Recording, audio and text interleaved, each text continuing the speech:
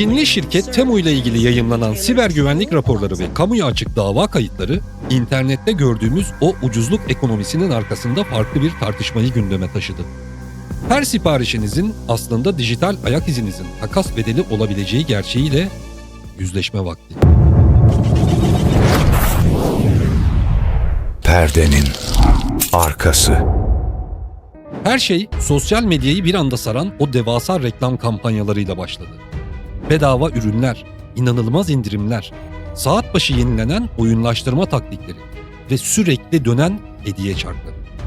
Ekranı her kaydırdığınızda karşınıza çıkan bu agresif pazarlama stratejisi ilk bakışta masum bir e-ticaret rekabeti veya geçici bir ucuzluk çılgınlığı gibi görünüyordu. Ancak Amerika Birleşik Devletleri Kongresi'nin resmi raporlarına ve 4 farklı eyalet başsavcılığının açtığı hacimli davalara yakından baktığımızda karşımızda çok daha karmaşık ve tartışmalı küresel bir ticaret ağı beliriyor. Alışveriş yaptığınız o renkli arayüzün arkasında ana şirketi PDD Holdings olan devasa bir lojistik ve veri sistemi işliyor. ABD resmi kurumlarının raporlarına göre bu yapı milyarlarca dolarlık operasyonu de minimis olarak bilinen gümrük muafiyeti yasalarındaki esnekliklerden geçirerek büyütüyor.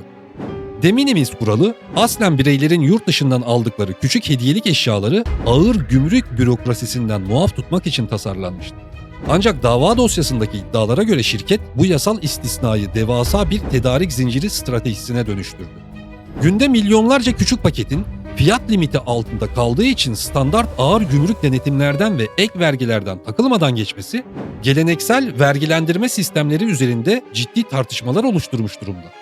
Ortada küresel ticaret sistemindeki yasal boşluklardan yararlanan agresif bir ticari model var.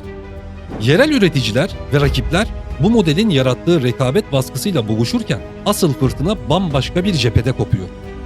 Uzmanlara göre asıl soru işareti o paketi teslim alıp kargo poşetlerini yırttığınızda değil, telefonunuza indirdiğiniz o uygulamayı açtığınız ilk saniyede başlıyor. Çünkü dijital ekonomide bazen satın aldığınız ürün değil, ürünü satın alırken geride bıraktığınız izler daha değerli hale gelebiliyor. Eğer bir teknolojik ürün piyasa ortalamasının çok altında satılıyorsa aradaki o devasa maliyet farkı tam olarak nasıl kapanıyor? Bu sorunun cevabı bağımsız siber güvenlik firması Grizzly Research tarafından hazırlanan detaylı raporda ve adli makamlara sunulan delillerde aydınlanıyor. Rapordaki bulgulara göre asıl sorun e-ticaret rekabetinden ziyade uygulamanın sizden talep ettiği ve standart bir alışveriş işlemi için gereğinden fazla geniş olduğu iddia edilen donanım izinlerinde yatıyor. Dava dosyalarındaki iddialara ve teknik analiz raporlarına göre uygulamanın cihaz tanımlayıcıları, kullanım verileri ve kullanıcı davranış kalıpları dahil geniş kapsamlı veri toplama mekanizmaları üzerinde çalıştığı öne sürülüyor. Bu durumu teknik terimlere boğmadan özetlemek gerekirse, kapınıza gelen bir kuryeye sadece paketi teslim ettiği için evinizin krokisini ve günlük yaşam rutininizi de detaylıca teslim etmek gibidir. İddialara göre arka planda sürekli çalışan algoritmalar, kullanıcıyı sadece tek seferlik ürün satılacak bir müşteri olarak değil, sürekli analiz edilen bir veri kaynağı olarak konumlandırıyor. Sürekli dönen çarklar, zaman baskısı oluşturan sayaçlar ve oyunlaştırılmış arayüzler yalnızca satış yapmak için değil, kullanıcıyı uygulama içinde daha uzun tutmak için de tasarlanıyor olabilir. Siz sepetinize 50 liralık bir mutfak aleti eklediğinizi sanıyorsunuz.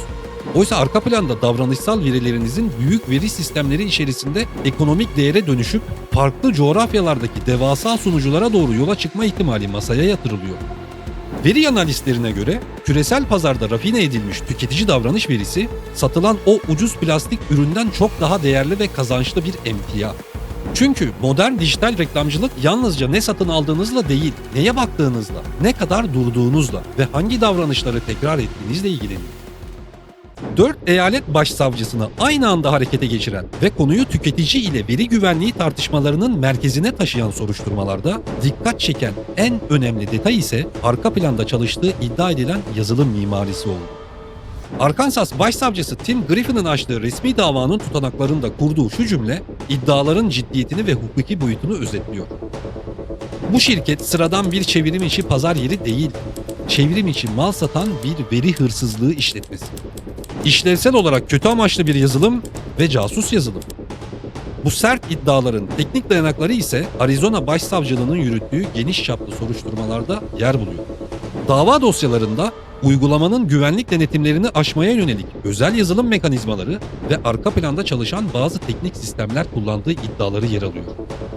Siber güvenlik jargonunda tartışılan bu teknikler, iddialara göre uygulama mağaza denetimlerinden geçen ilk sürüm ile sonradan çalışan bazı teknik süreçler arasında farklar oluşabileceği öne sürülüyor.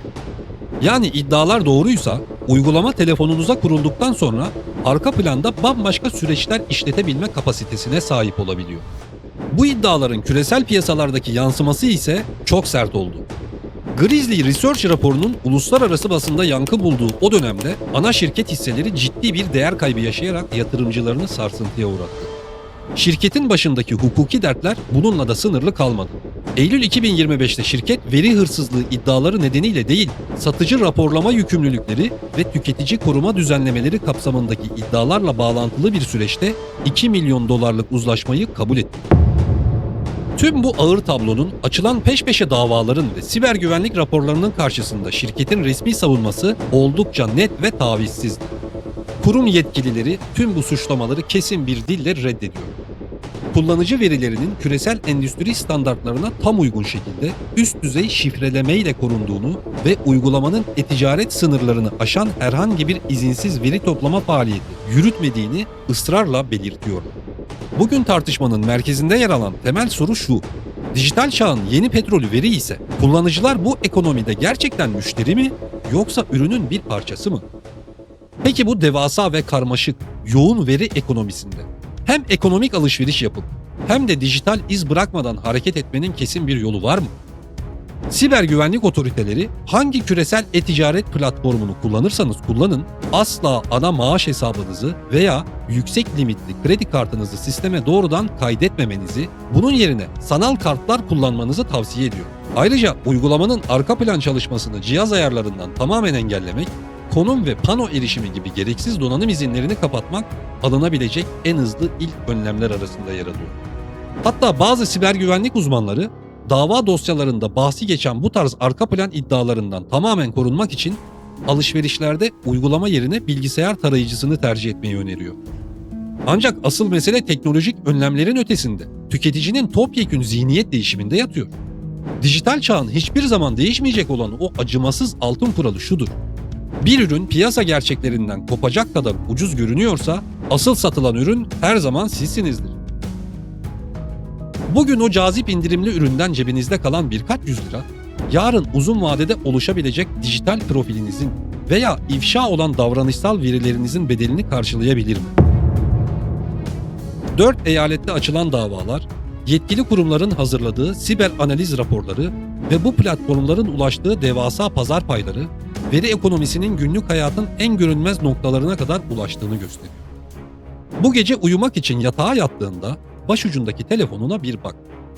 Uzmanların dava dosyalarında iddia ettiği gibi sen derin bir uykudayken bugünkü arama geçmişin, ekranda duraklama sürelerin, uzmanların dikkat çektiği dijital davranış verileri o masum görünen bildirimlerin ardında binlerce kilometre ötedeki bir veri merkezine doğru çoktan yola çıkmış olabilir. Peki sizin kırmızı çizginiz nedir? Karanlık arşivden seçtiğim sıradaki dosya hemen ekranda sizi bekliyor. Unutmayın, en büyük oyun daima perdenin arkasında oynanır. Güvende kalın.